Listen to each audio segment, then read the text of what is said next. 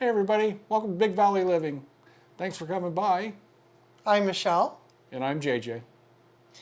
We are so excited because we are going to be part of a cookie collaboration.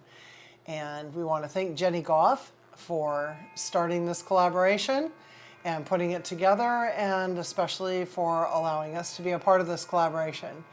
So we'll be making cookies for the month of December, and there are about 20 different, a little over 20 different YouTubers, some that we've subscribed to for over 2 years and some who are new to us, but we're really excited. What kind of cookies are we making, JJ? The good ones. We're making waffle cookies, chocolate waffle cookies. You know Yes. you love them. Yep. And we're going to frost them 2 ways. You're going to have to start over. No, we don't. We're going to be frosting the chocolate waffle cookies with chocolate frosting and Peanut butter frosting. yum. It's really good.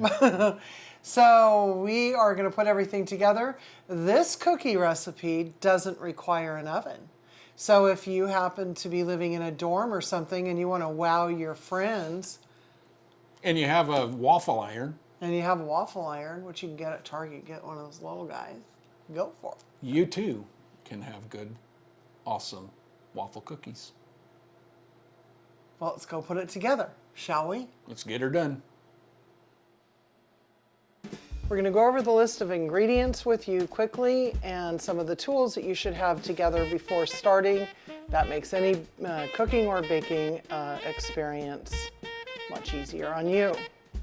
So what we're going to start with is 1 stick or 1/2 a cup of butter. We're going to use 3/4 of a cup of white sugar. We're going to use 2 eggs. Sometimes when you're baking, it helps to take these out a little bit before things whip up a little bit fluffier for you. 6 tablespoons of cocoa powder. You can use a Dutch process, or you can just use a standard old Hershey's. It's fine, just needs to be unsweetened cocoa powder. And 1 teaspoon of vanilla. We did actually make our own vanilla last year, and if you want to see a video on that, let us know, please. Just get a nice high quality pure vanilla if you can, instead of a vanilla extract. And also 1 cup of flour. Now, the tools that you're going to need are obviously a bowl and a spatula so that you can scrape everything down. I use a hand mixer for this because it's just easier than getting my stand mixer out. I did say something about if you live in a dorm or something, you could use a small waffle iron. So this is just a little waffle iron you can pick up at Target for like $15. So if this is what you have, I'm going to make one in here so you can see how they turn out. But you do need a waffle iron. Both of the waffle irons will have a little bit of little non-stick spray. This is some canola oil. You'll want some tongs to take the hot cookies off of the hot waffle iron. And when you take them off your waffle iron, you definitely want to have a cooling rack so that you can make sure that they cool down sufficiently before frosting the cookies. Let's get started. These are so good, you're gonna love them. First thing we're going to do is to cream the butter and the sugar. I'm going to go ahead and start creaming the butter just a little bit before I add the sugar. This butter was pre-softened for a couple hours before we started making the cookies. Okay. Now with your beater going, go ahead and add the sugar. And as the name would state, you're going to get it kind of creamy. Okay, at this point, what we're going to do is we're going to add 2 eggs. Go ahead and crack your egg into a bowl separately, okay? I'll just go ahead and do one at a time on this.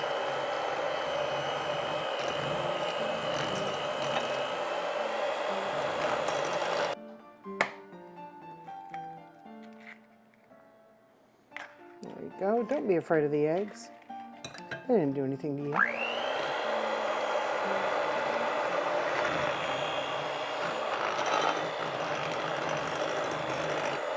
You're going to see that this cookie recipe really comes together quickly.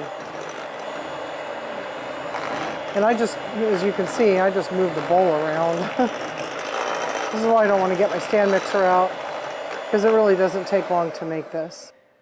The next ingredient that we're going to add are the 6 tablespoons of cocoa. Now, this is where you want to be a little bit careful when you put everything in, because you don't want a big cloud of cocoa coming up in your face. Okay. So I'm going to get the beaters down in there and just kind of start slow. You can see there's a little bit there. Woo. Chocolatey. It's funny, years ago when my mom made this recipe, this was, oh golly, 40 plus years ago, she would use margarine. And the first recipe she had, she used a double boiler to melt the chocolate. And then we found a regular old nice recipe with Hershey's cocoa, which makes it a lot easier than doing the whole double boiler thing. You can if you wish, and there are tons of recipes online. They're all basically the same recipe, but you can always customize it to your own taste if you wish. Probably throw a little extract in here if you wanted some peppermint flavor or something like that for a holiday. Okay, so I'm going to just mix the rest of that up.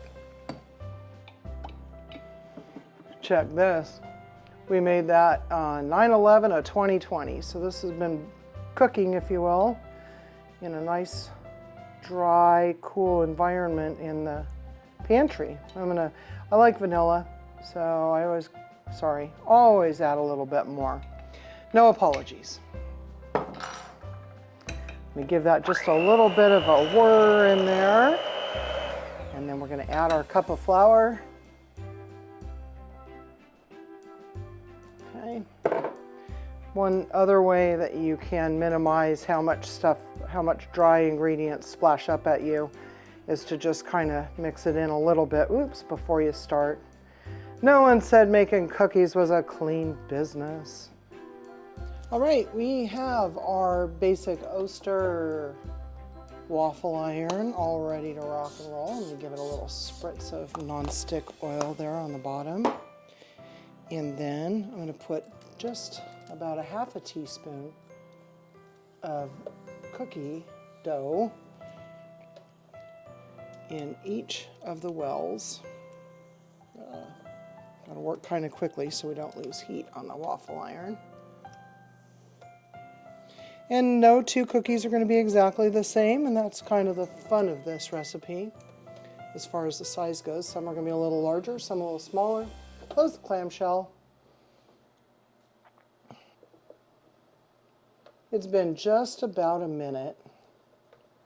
Oh my goodness, look at those. They are tender, super chocolatey smelling, not overpowering, but you can smell the chocolate. Aw, how cute is that? Okay, we're getting ready to make some peanut butter frosting. And I can get this recipe from this Better Homes and Gardens cookbook. And I'm hearing some bells. I don't know what's going on here. But anyway, this is from like 1984, and it is on page 104 if you have this old bad boy. Okay, I've washed my hands. We're gonna do 6 tablespoons of creamy peanut butter, give or take. 4, 5, and yes, they're generous heaping tablespoons. 6. And then I'm going to cream that with the beater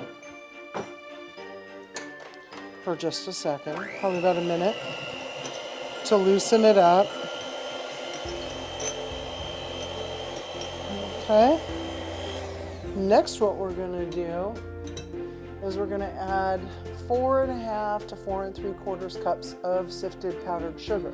But we're going to do this in little bits and pieces. And the best thing I can tell you, instead of using one of those cool sifters that we all want, is to just use a nice metal colander. So what I like to do is just use a spoon to kind of work it through. You can shake it if you wish, but this is just so much faster than using the old-fashioned sifter, and it holds more as well. So there you go.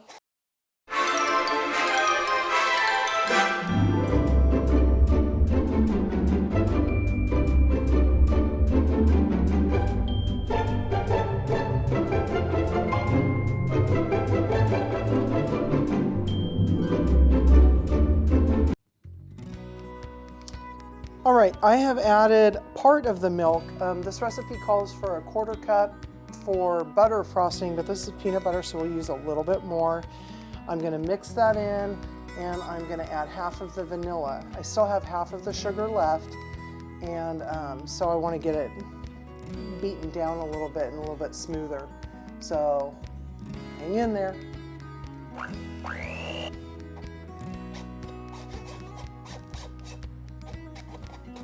I might speed through the whole thing and then just say,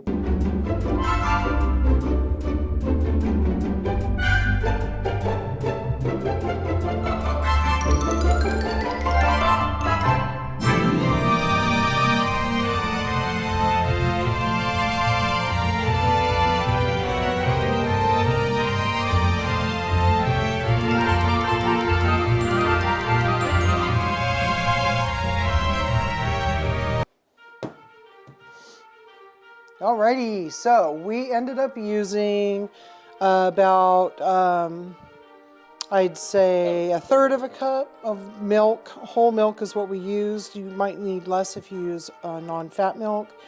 We used just over 2 teaspoons of pure vanilla, and I did end up using the full 4.5 cups of the powdered sugar. And again, we started with 6 tablespoons of smooth peanut butter. Okay, let's get ready to fry. Alrighty, now we're gonna frost these bad boys.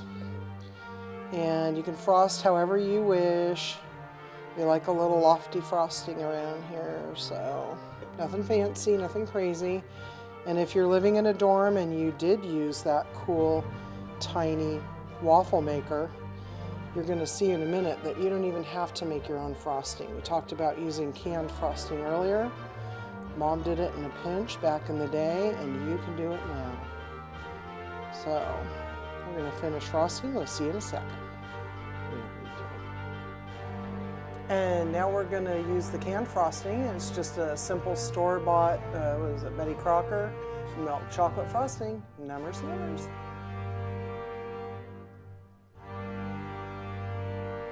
Can you believe this? Just as I'm getting ready to put the sprinkles on, Santa shows up.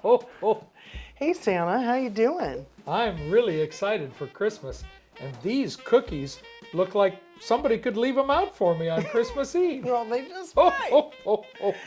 They look delicious.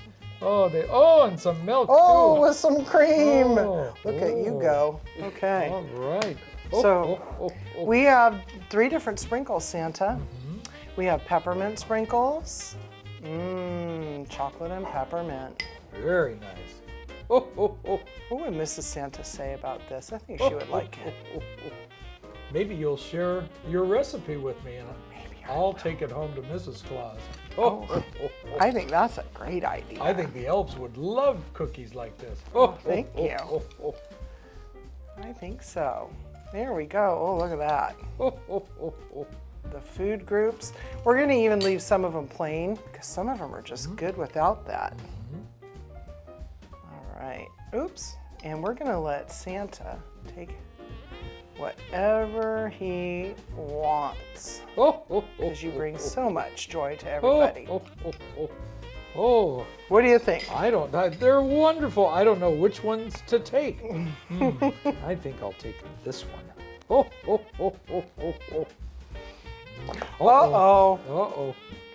I should have gotten Santa a plate. Delicious.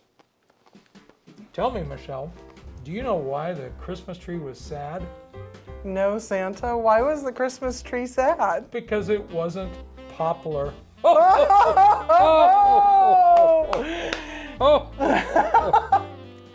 Thank you for stopping by, Santa. We do appreciate it. Thank you for the cookies.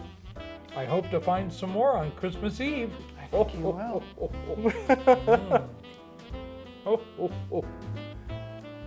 Well, thank you very much for stopping by Big Valley Living.